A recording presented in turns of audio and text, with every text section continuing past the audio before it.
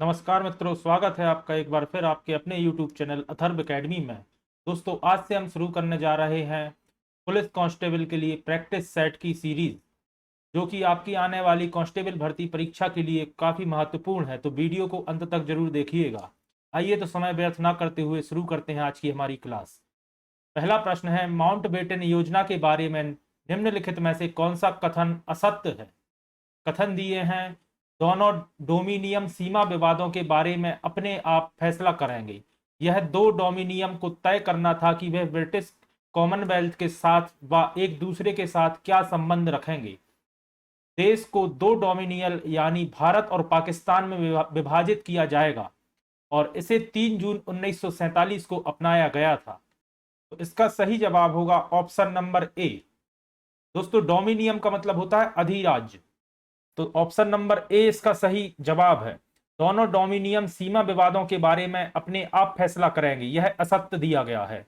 बाकी यह दो डोमिनियन को तय करना था कि वह ब्रिटिश कॉमनवेल्थ के साथ एक दूसरे के साथ साथ क्या संबंध रखेंगे। साथ ही देश को दो डोमिनियन या अधिराज्य यानी भारत और पाकिस्तान में विभाजित किया जाएगा और यह 3 जून 1947 को किया गया था। तो ऑप्शन नंबर ए असत्य है, बाकी यह तीनों सही है। आइए बढ़ते हैं अपने अगले प्रश्न की तरफ। अगला प्रश्न है, सैलानी द्वीप निम्नलिखित में से किस स्थान पर स्थित है? तो आप सभी जानते हैं सैलानी द्वीप ओमकालेश्वर में स्थित है। दोस्तों, यह तीन तरफ से नर्मदा नदी से घिरा हुआ द्वीप है ओमकालेश्वर, जो कि मध्य प्रदेश के खंडवा जिले के अंतर्गत आता है और मध्य प्रदेश में स्थित दो ज्योतिर्लिंग में से एक ओमकालेश्वर ज्योतिर्लिंग या ममलेश्वर ज्योतिर्लिंग ओमकालेश्वर खंडवा में ही स्थित है, याद रखिएगा। अगला प्रश्न है, भीमबेटका डैश के लिए प्रसिद्ध है? तो दोस्तों, आप सभी जानते हैं भीमबेटका रॉक शेल्टर्स के लिए प्रसिद्ध है, याद रखिएगा। ऑप्शन नंबर बी इसका सही जवाब है। भीमबेटका जो कि मध्य प्रदेश के रायसेन जिले के अंतर्गत आता है और इसे वर्ष 2003 में यूनेस्को की विश्व धरोहर सूची में शामिल किया गया है। साथ ही याद रखिएगा, भीमबेटका की खोज वर्ष 1958 में डॉक्टर BS बांकड़कर ने की थी, याद रखिएगा। अगला प्रश्न था, मध्य प्रदेश में कितने औद्योगिक केंद्र विकास निगम स्थित हैं? तो इसका सही जवाब होगा ऑप्शन नंबर 7। मध्य प्रदेश में 7 औद्योगिक विकास केंद्र स्थित हैं और दोस्तों, इनकी मुख्यालय याद रखिएगा, भोपाल,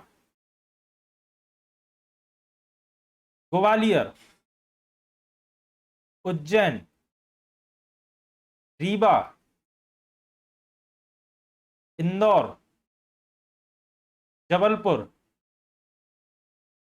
एवं सागर में स्थित हैं।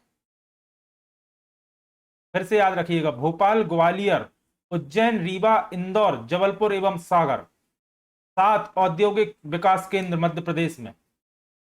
अगला प्रश्न है, निम्नलिखित में से कौन सा त्योहार मेघालय की जयंतिया जनजाति द्वारा मनाया जाता है? तो दोस्तों, बेहदीन खलम नामक त्योहार, जो कि मेघालय की मुख्य रूप से पनार जनजाति द्वारा मनाया जाता है और यह 4 दिवसीय त्योहार होता है, जो कि जुलाई महीने में मनाया जाता है, तो याद रखिएगा। अगला प्रश्न है, जनगणना 2011 के अनुसार मध्य प्रदेश में निम्नलिखित में से किस शहर की आबादी सबसे अधिक है? तो दोस्तों, शहरी आबादी के बारे में पूछा गया है, जो कि मध्य प्रदेश की राजधानी भोपाल की शहरी आबादी सर्वाधिक है, याद रखिएगा 80.9%। और अगर आपसे न्यूनतम पूछा जाए तो याद रखिएगा डिंडोरी।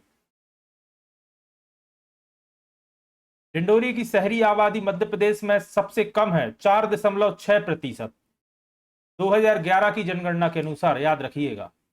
अगला प्रश्न है, हाल ही में खबरों में रहे तेजस्विन शंकर किस खेल से संबंधित हैं? इसका सही जवाब होगा दोस्तों option number C, track and field event से जुड़े हुए हैं तेजस्विन शंकर।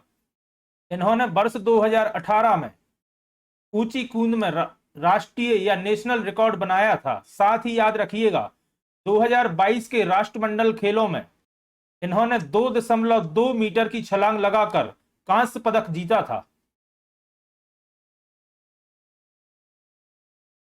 अगला प्रश्न है, फातिमा बानो ने किस शहर में मध्य प्रदेश सरकार द्वारा दी गई जमीन पर अपनी कुश्ती का अखाड़ा शुरू किया था?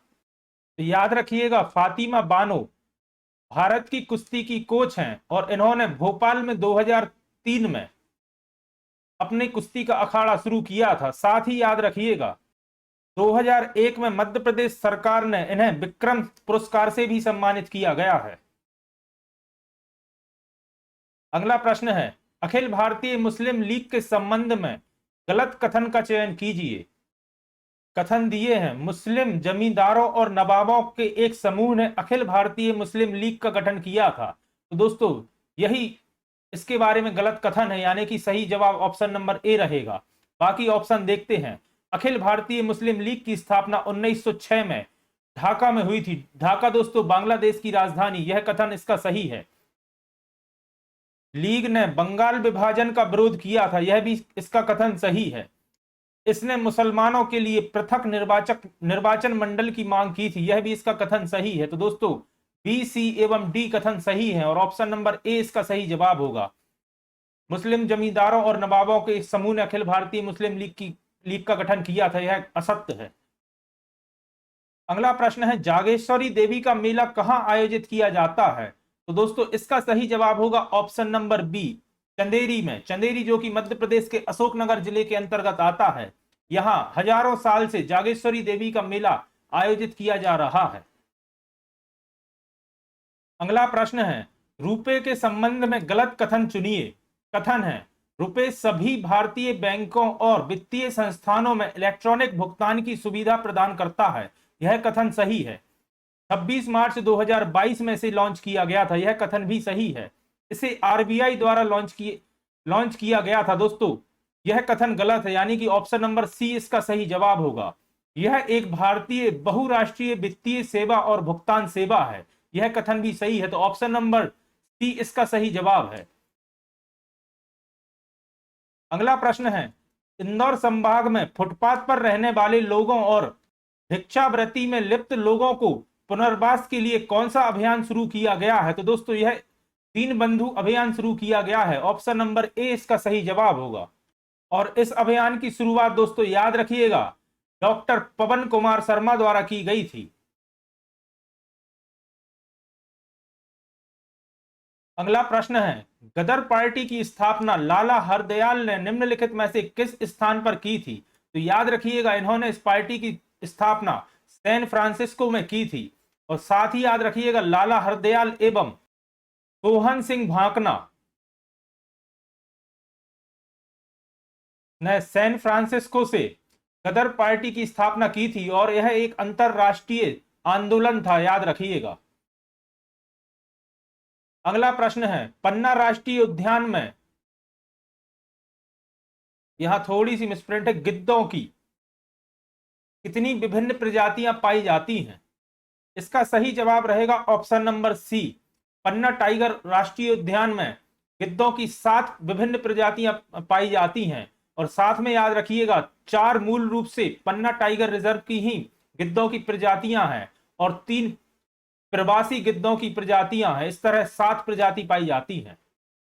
अगला प्रश्न है, 2011 की जनगणना के अनुसार मध्य प्रदेश के निम्नलिखित में से किस जिले में लिंग अनुपात 1000 से अधिक नहीं है? तो याद रखिएगा बालाघाट का लिंग अनुपात है 1021 या 1021।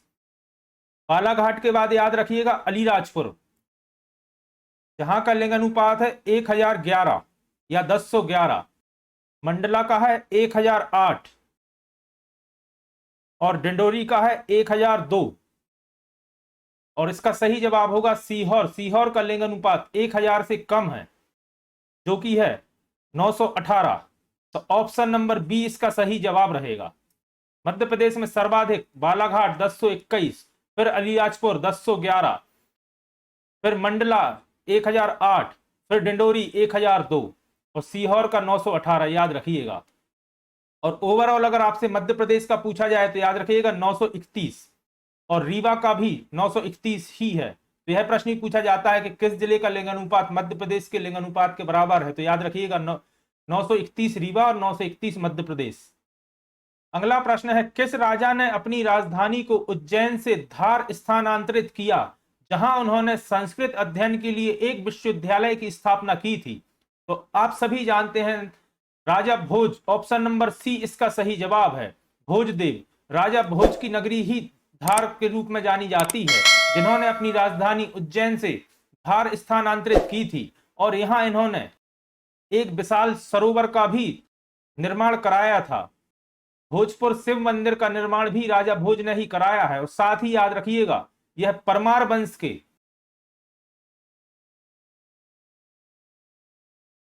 प्रतापी राजा थे। कई बार वंश भी पूछ लिया जाता है कि राजा भोज या भोजदेव किस वंश के राजा थे, तो याद रखिएगा परमार वंश के। अगला प्रश्न है, निम्नलिखित में से कौन सा विश्व का सबसे बड़ा रेशम उत्पादक देश है? तो इसका सही जवाब होगा ऑप्शन नंबर बी, चीन। कच्चे रेशम के उत्पादन में विश्व का 75% रेशम का उत्पादन चीन में होता है। और अगर बात निर्यात की जाए तो याद रखिएगा, विश्व के रेशम निर्यात में चीन का हिस्सा 90% है। अगला प्रश्न है, भारत और पाकिस्तान के बीच सीमांकन निम्नलिखित में से किसके द्वारा किया गया था? दोस्तों इस प्रश्न को आप स्टार मार्क कर लीजिएगा, कई बार पूछा गया है। और इसका सही जवाब है रेड क्लिफ। भारत पाकिस्तान सीमा को भी रेड क्लिफ रेखा के नाम से ही जाना जाता है। 17 अगस्त वर्ष 1947 को सर सिरिल रेडक्लिफ ने भारत और पाकिस्तान के बीच सीमा निर्धारित की थी, याद रखिएगा। और इस सीमा को रेडक्लिफ रेखा के नाम से जाना जाता है। साथ में पूछा जाता है, भारत बांग्लादेश के बीच की रेखा का क्या नाम है? तो याद रखिएगा, भारत बांग्लादेश की रेखा का नाम भी, सीमा रेखा का नाम भी रेडक्लिफ रेखा ही है। अगला प्रश्न है, अंबुबाची मेला किस राज्य में मनाया जाता है? इसका सही जवाब होगा असम। असम में मानसून के महीने में अंबुबाची मेले का आयोजन किया जाता है। और साथ ही याद रखिएगा, अंबुबाची मेले को ही पूर्व का कुंभ भी कहा जाता है। तो अधिकतर पूछा जाता है कि पूर्व के कुंभ के मेले के नाम से किस मेले को जाना जाता है? तो याद रखिएगा, असम का अंबुबाची मेला। अगला प्रश्न है, 1853 में अंग्रेजों ने नागपुर राज्य पर कब्जा कर लिया था, जिसमें अन्य प्रदेश भी शामिल थे। अन्य प्रदेशों के बारे में पूछा गया है। डैश मध्य प्रदेश क्षेत्र, पूर्वी महाराष्ट्र और अधिकांश छत्तीसगढ़ शामिल था। तो प्रश्न में पूछा गया है, मध्य प्रदेश का कौन सा क्षेत्र 1853 में अंग्रेजों ने नागपुर राज्य के साथ कब्जे में लिया था? तो दोस्तों याद रखिएगा, मध्य प्रदेश का दक्षिण पूर्वी भाग, पूर्वी महाराष्ट्र और अधिकांश छत्तीसगढ़ इसमें शामिल थे। 1853 के अंग्रेजों ने जो नागपुर राज्य पर कब्जा किया था उसमें। अगला प्रश्न है, वनस्पति तेल से वनस्पति घी के निर्माण में निम्नलिखित में से किस गैस का प्रयोग किया जाता है? तो दोस्तों आप सभी जानते होंगे, हाइड्रोजन गैस का प्रयोग किया जाता है वनस्पति तेल से वनस्पति घी के निर्माण में। और इस प्रक्रिया को हाइड्रोजनीकरण भी कहा जाता है। और इसमें उत्प्रेरक के रूप में निकेल का प्रयोग किया जाता है। कई बार यह भी पूछ लिया जाता है कि उत्प्रेरक के रूप में किसका इस्तेमाल किया जाता है? तो याद रखिएगा, निकेल का।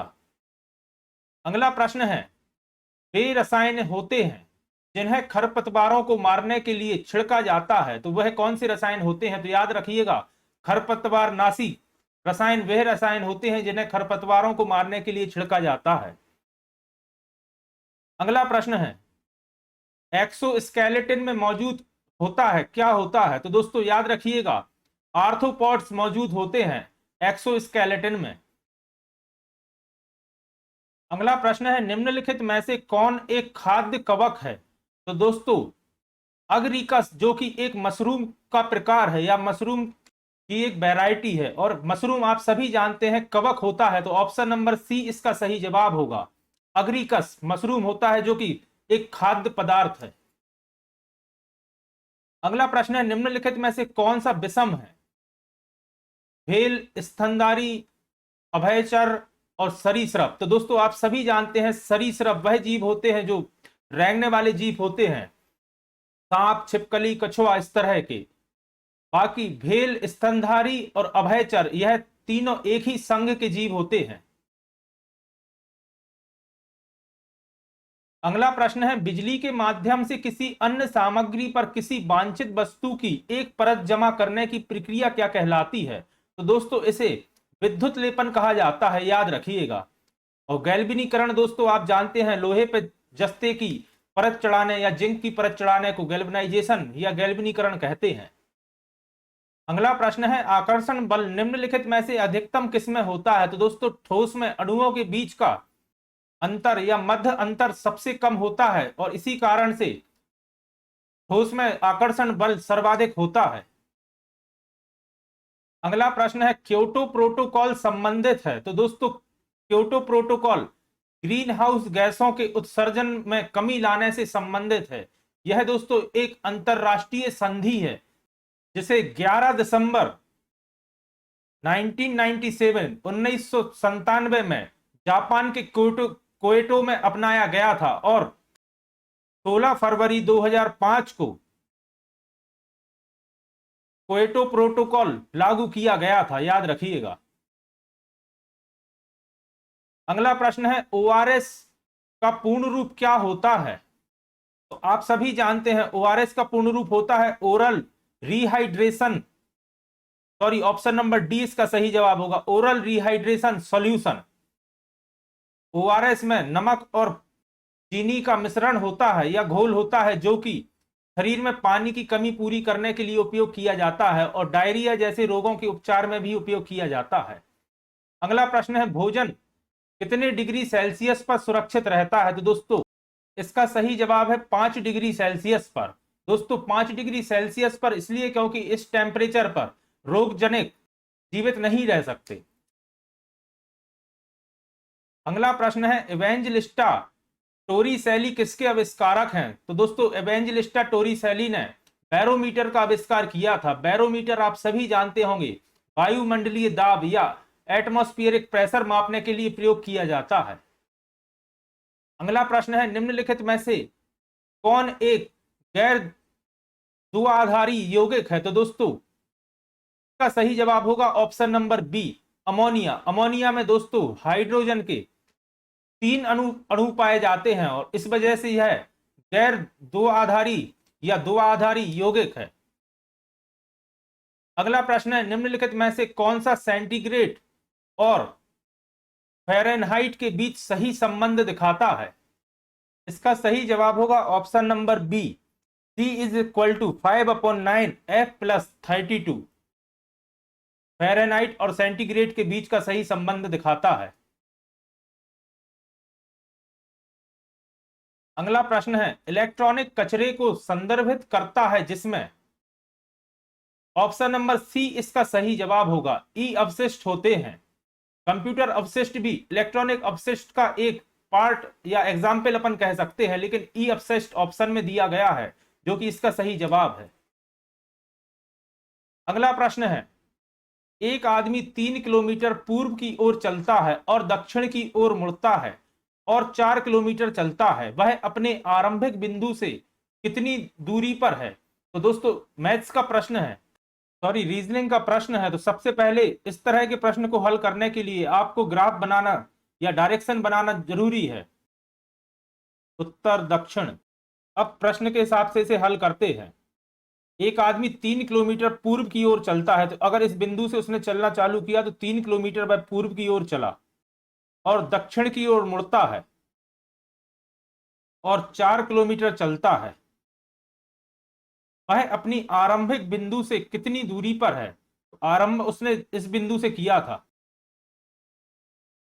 इधर आप ट्रिपलेट्स का उपयोग कर सकते हैं या पाइथागोरस थ्योरम का भी उपयोग कर सकते हैं। अपन को यह दूरी निकालना है तो ट्रिपलेट्स के हिसाब से 3, 4, 5 इसका सही जवाब होगा। ऑप्शन नंबर डी 5 किलोमीटर वह अपनी आरंभिक बिंदु से स्थित है। अगला प्रश्न है निम्नलिखित प्रश्न में दिए गए विकल्पों में से विषम संख्या का युग्म को चुनिए। इन ऑप्शन में आप देख सकते हैं पहली संख्या दूसरी संख्या से पूर्णतः विभाज्य है।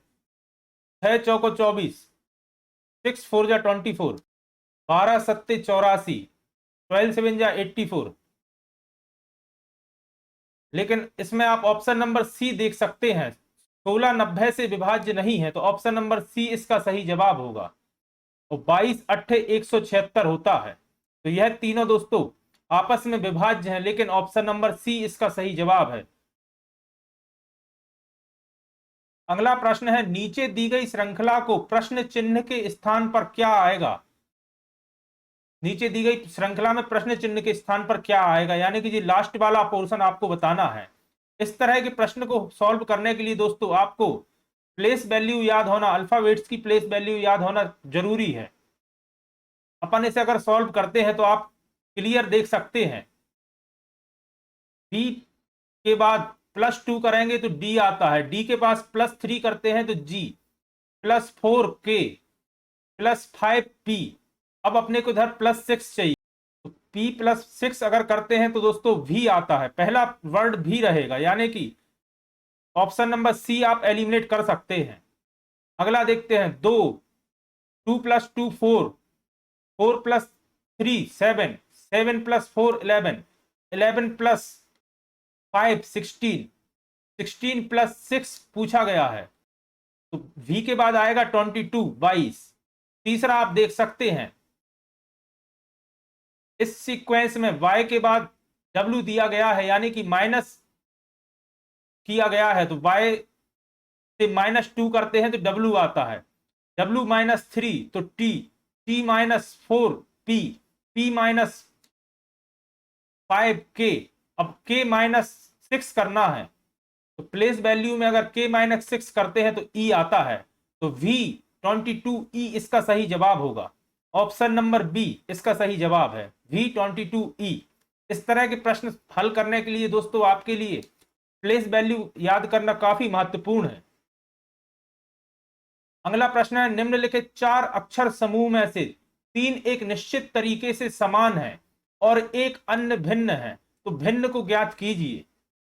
इसमें भी दोस्तों आपको प्लेस वैल्यू की ही जरूरत है। सॉल्व करके देखते हैं, d + 2f + 3i + 4m, h + 2j + 2l + 4o। इसमें आया +2 + 3 + 4, सेकेंड वाले में +2 + 2 + 4। अब थर्ड वाला भी देखते हैं, हो सकता है सेकेंड वाली सीरीज हो, इस वजह से आपको थर्ड करना कंपलसरी है। +2 q से s, s से भी +2, सॉरी s से भी +3, v से +4 पे z, लास्ट वाला प्लस i से k +2, k से n +3, n से +4r। तो आप देख सकते हैं बी ऑप्शन इन तीनों से भिन्न है, बाकी में +2 +3 +4, +2 +3 +4, बाकी बी वाले में दिया पहला भी +2 है और दूसरा भी +2 है, इस वजह से यह भिन्न है। अगला प्रश्न है, सिलेंडर का संपूर्ण पृष्ठ क्षेत्रफल ज्ञात कीजिए यदि इसकी त्रिज्या 13.5 सेंटीमीटर है और ऊंचाई 7.5 सेंटीमीटर है। इसे तो आप डायरेक्ट फॉर्मूला लगा के कर सकते हैं। संपूर्ण पृष्ठ क्षेत्रफल पूछा गया है, तो फॉर्मूला लगाएंगे 2πRh + 2πr²। अब इसमें अपन को रेडियस की वैल्यू दी है त्रिज्या की 13.5 और h की दी है 7.5, तो वैल्यूज रख देंगे और 2π बाहर अपन इसमें से कॉमन ले लेते हैं, 2πr ले लेते हैं, ब्रैकेट में बचेगा r + h। अब इनकी वैल्यू पुट करते हैं, जैसे ही 1 मिनट खाली स्पेस देख लें, 222/7 इंटू आर की वैल्यू 13.5, ब्रैकेट में r + h यानी 13.5 + 7.5, 2 × 22/7 इंटू 13.5, और अगर इसे ऐड करते हैं तो 21 आएगा। अब इसे आप इजीली सॉल्व कर सकते हैं, 7 बन जा 7 3 जा 66 इंटू 13.5 इंटू 3। अगर इसे सॉल्व करते हैं, एक सेकेंड,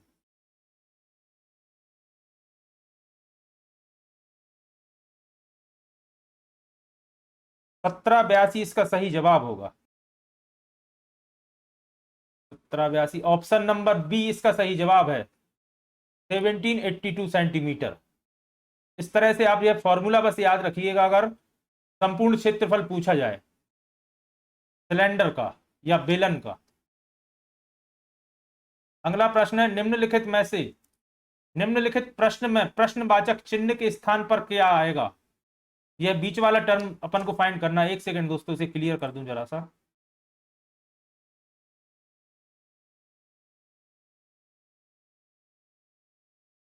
अगर इस तरह की नंबर सीरीज वाले प्रश्न आपको आते हैं तो दोस्तों सबसे पहले आप इनके बीच का डिफरेंस जरूर निकालिएगा। तो इनका डिफरेंस अपन अगर निकालते हैं -81 इन दोनों के बीच का, फिर यह बीच में स्पेस है, फिर अगला आएगा -49 इन दोनों के बीच का डिफरेंस, फिर अगर इन दोनों का देखा जाए तो -36, 70 से 45 तो -25, 45 से 29 -16। अब इनमें अगर आपको कुछ कॉमन दिख रहा है तो देखिए एक नज़र में क्लियर हो रहा है, यह 9 का स्क्वायर है, 49 7 का स्क्वायर है, 36 6 का स्क्वायर है, 25 5 का स्क्वायर है और 16 4 का स्क्वायर है। 9 7 यानी कि बीच में 8 का स्क्वायर मिसिंग है। 8 का स्क्वायर होता है 64 और सभी माइनस में है तो यह भी माइनस में आएगा। तो अगर 519 में से -64 किया जाए या इनके बीच का अंतर निकलेगा तो आएगा 455। इस क्वेश्चन मार्क के स्पेस में अपन को बताना था तो इधर पे आएगा 455। 455 और 519 के बीच का अंतर है -64 जो कि 8 का स्क्वायर है। इस तरह से ये प्रश्न हल किए जाते हैं। अगला प्रश्न है, एक व्यक्ति 11 लीटर दूध में 6 लीटर पानी मिलाता है और दूसरा व्यक्ति 8 लीटर दूध में 9 लीटर, यहाँ मिसप्रिंट है थोड़ी सी, 9 लीटर पानी मिलाता है तो दोनों मिश्रणों में दूध की मात्रा का अनुपात क्या होगा। दोस्तों मात्रा का अनुपात पूछा गया है तो इसे आप इस तरह से लिखते, सबसे पहले लिखिए मिल्क, फिर वाटर, 11 लीटर दूध 6 लीटर पानी, 9 लीटर दूध, सॉरी 8 लीटर दूध 9 लीटर पानी। दोस्तों मिक्सचर और एलिगेशन के प्रश्न थोड़े से समझने में बस प्रॉब्लम हो सकती है आपको, बाकी काफी सरल प्रश्न आते हैं। अब इनके मिश्रण का अनुपात पूछा गया है, सॉरी दूध का अनुपात पूछा गया है दोनों मिश्रण में। तो मिल्क में आप देख सकते हैं 11 और 8 यानी कि 11:8 इसका सही जवाब होगा। ऑप्शन नंबर सी इसका सही जवाब है, 11:8। फिर प्रश्न है, एक मिश्रण में सिरप और पानी का अनुपात 3:1 है या 3:1 है, तब इस मिश्रण में सिरप का प्रतिशत ज्ञात करें। तो दोस्तों इसे आप देख सकते हैं, सिरप और पानी, सिरप का अनुपात 3:1 है पानी से, अगर टोटल देखा जाए तो 4 है। अब पूछा गया है इन्होंने सिरप के बारे में, तो जिसके बारे में पूछा जाए वह पूरा आएगा और नीचे आएगा टोटल। अब इन्होंने पूछा है प्रतिशत ज्ञात करें, तो परसेंट में पूछा है तो इसका आप प्रतिशत भी निकाल सकते हैं, इंटू 100।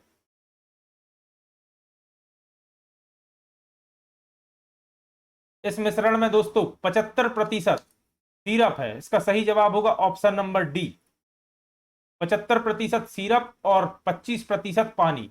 इस तरह से यह कुल 4 यानी कि 100% 4 को दर्शाता है। अगला प्रश्न है, रवि के पास 18 किलोमीटर के लिए 1.5 सेंटीमीटर वाला रोड मैप है। दोस्तों नक्शों से भी आजकल कई एग्जाम में प्रश्न देखने को मिल रहे हैं और ये वाला प्रश्न 2022 में एमपी कांस्टेबल में ही पूछा गया था प्रश्न। वह उस सड़क पर 72 किलोमीटर चलता है तो उस मैप पर तय की गई दूरी कितनी होगी।